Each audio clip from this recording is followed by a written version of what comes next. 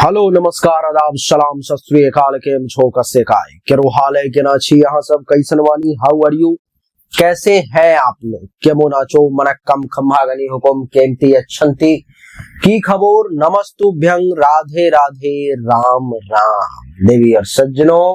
आज के इस वीडियो में मैं राजा मिश्रा आपको बताने जा रहा हूँ कि 14 और 15 सितंबर 2024 का समय आपके लिए कैसा रहेगा, किस मामले में बढ़िया रहेगा, किस मामले में खराब रहेगा, इसी विषय पर मैं चर्चा करेंगे। सबसे पहले 14 और 15 सितंबर के पंचांग की कुछ मूलभूत बातें जान लेते हैं। 14 सितंबर यानी कि 14 तारीख को एकादशी तिथि शनिवार का दिन, चंद्रमा मकर राशि में, शुभ समय 11:51 AM से 12:40 PM तक अभिजीत मुहूर्त है और दिशा शूल पूरब दिशा की तरफ है, यानी कि पूरब दिशा की यात्रा नहीं करनी है। और 11:51 AM से 12:40 PM के बीच में आप चाहें तो कोई शुभ काम, कोई अच्छा काम, कोई बढ़िया काम जो है सो आप कर सकते हैं। ये आपके लिए बहुत ही बढ़िया रहेगा, बहुत ही अच्छा रहेगा देवी और सज्जनों। आइए 15 तारीख के लिए जानते हैं। 15 तारीख को द्वादशी तिथि रविवार का दिन, चंद्रमा मकर राशि में, शुभ समय 11:51 AM से 12:40 PM तक का और दिशा शूल पश्चिम दिशा की तरफ है, यानी कि पश्चिम दिशा की यात्रा करना आपके लिए अच्छा नहीं है, शुभ नहीं है। तो पश्चिम दिशा की यात्रा ना करें 15 तारीख को, नहीं तो परेशानी का सामना करना पड़ सकता है देवी और सज्जनों।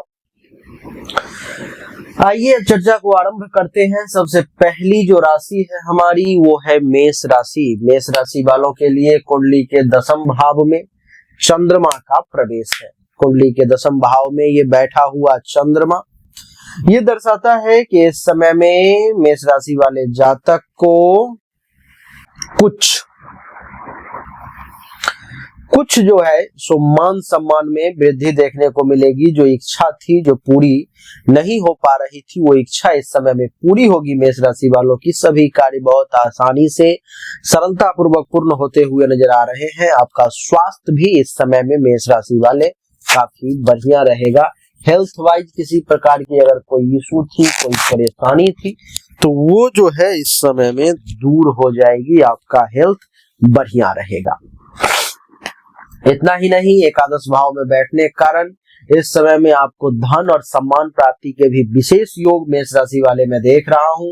नौकरी में भी प्रमोशन, पदोन्नति जैसे कुछ काम आपके पास आ सकते हैं। आपको इसका लाभ मिल सकता है। उच्चाधिकारी भी आपसे प्रसन्न रहेंगे और आपको उत्तम गृह के सुख मिलने का भी योग जो है सो मैं देख रहा हूं।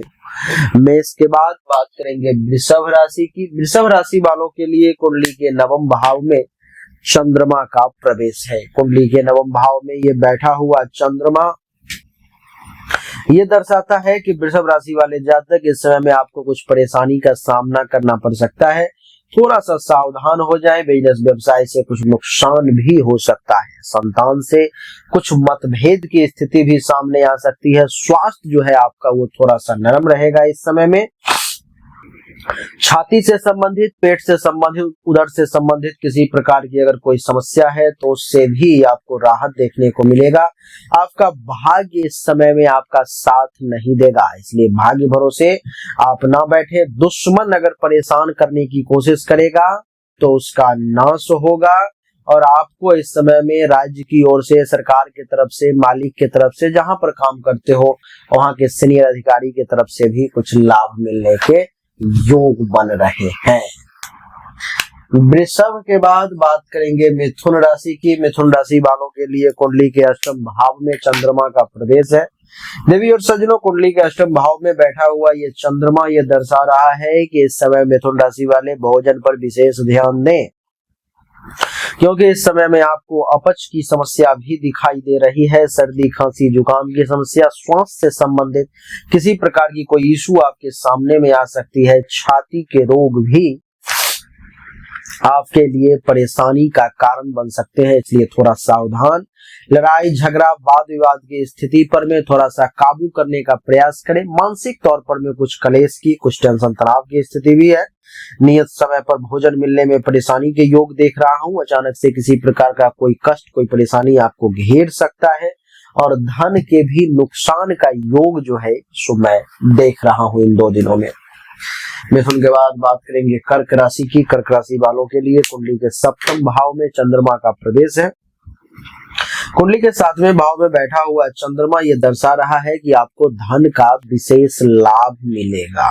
आपको इसमें पर्याप्त काम सुख, सेक्सुअल सेटिस्फेक्शन के योग है। छोटी छोटी लाभदायक यात्राएं जो है सो होने के योग है। वाणिज्य और व्यवसाय में भी आपको लाभ मिलने की संभावना है। उत्तम भोजन, क्षीर आदि पेय पदार्थ के साथ शयन सुख के प्राप्ति का भी योग आपके लिए बनता हुआ नजर आ रहा है। स्वास्थ्य भी आपका अच्छा रहेगा।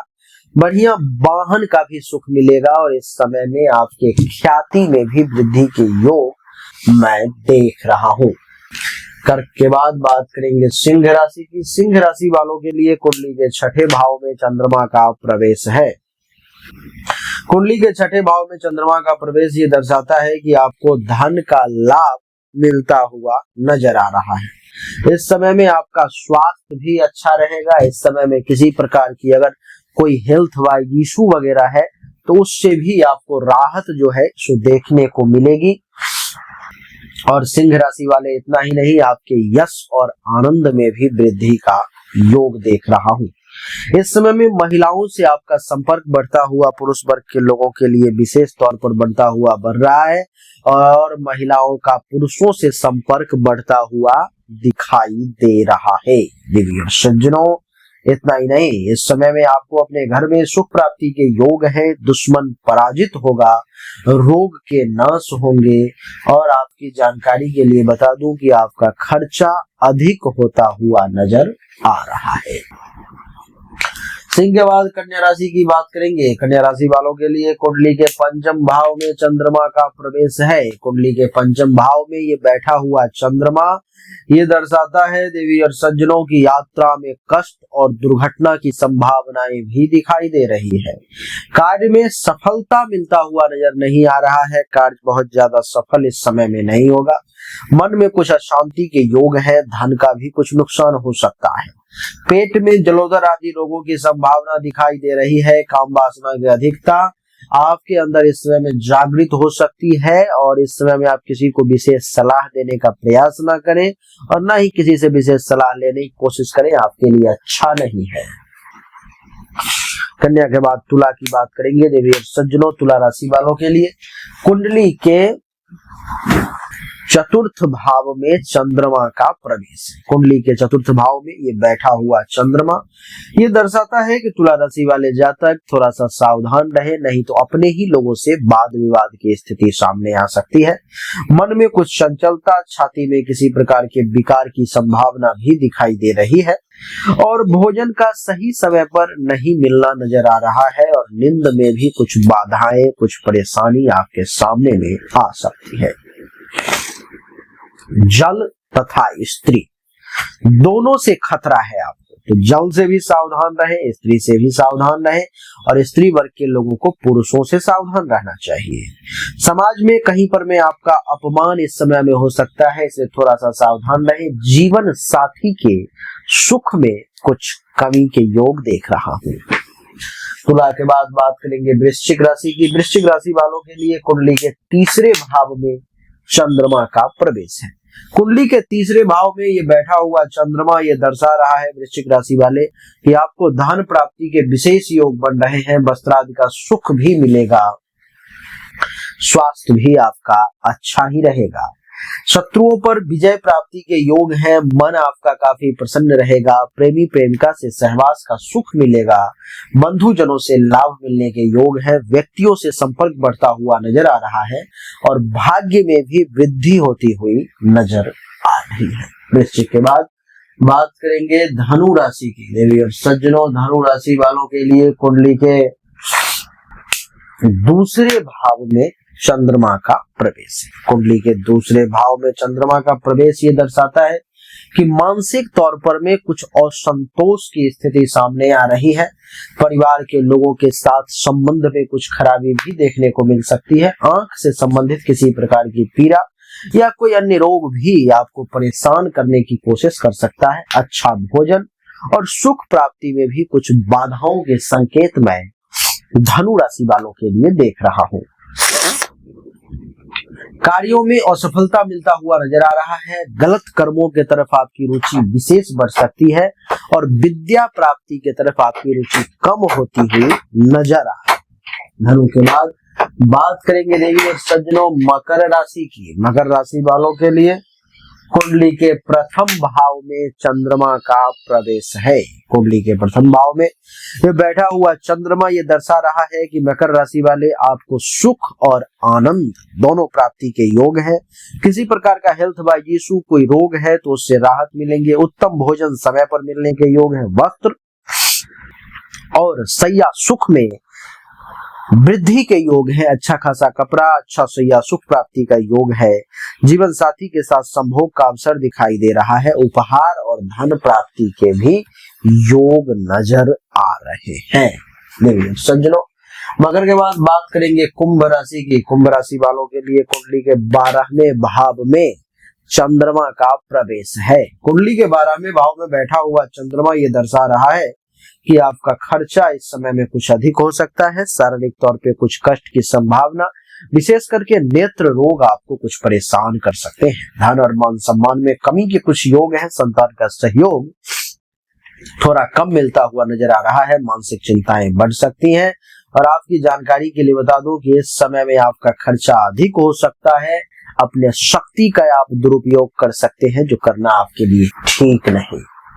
कुंभ के बाद बात करेंगे मीन राशि की। मीन राशि वालों के लिए कुंडली के एकादश भाव में चंद्रमा का प्रवेश है। कुंडली के एकादश भाव में बैठा हुआ चंद्रमा ये दर्शा रहा है देवी और सज्जनों कि आपको आमदनी में खूब वृद्धि के योग दिखाई दे रहे हैं। बिजनेस व्यापार में भी अच्छा खासा लाभ मिलेगा। संतान के सुख में भी वृद्धि के योग है। उत्तम भोजन समय पर प्राप्ति के योग दिखाई दे रहे हैं। मित्रों से हास परिहास का सुख और स्त्री सुख में भी समय व्यतीत होता हुआ नजर आ रहा है। प्रफुल्लित मन के साथ महत्वाकांक्षा की पूर्ति होती हुई भी नजर आ रही है। स्त्री पक्ष से लाभ और तरल पदार्थों से भी आय की वृद्धि का योग दिखाई दे रहा है। तो देवी और सज्जनों मेष से लेकर के मीन तक की कुछ इस प्रकार की कहानी थी जो हमने आपको बताने की कोशिश की है। उम्मीद जरूर करता हूं कि ये छोटा सा वीडियो आपको अच्छा लगा होगा, पसंद आया होगा। अगर आपको अच्छा लगा, पसंद आया तो इस वीडियो को लाइक करें, शेयर करें, चैनल को सब्सक्राइब करके इसके बेल आइकन के बटन को दबा दें। एक बार फिर से आप सभी का बहुत बहुत धन्यवाद। Thank you so much. जय हिंद, वंदे मातरम। बोलिए राधे राधे, राम राम।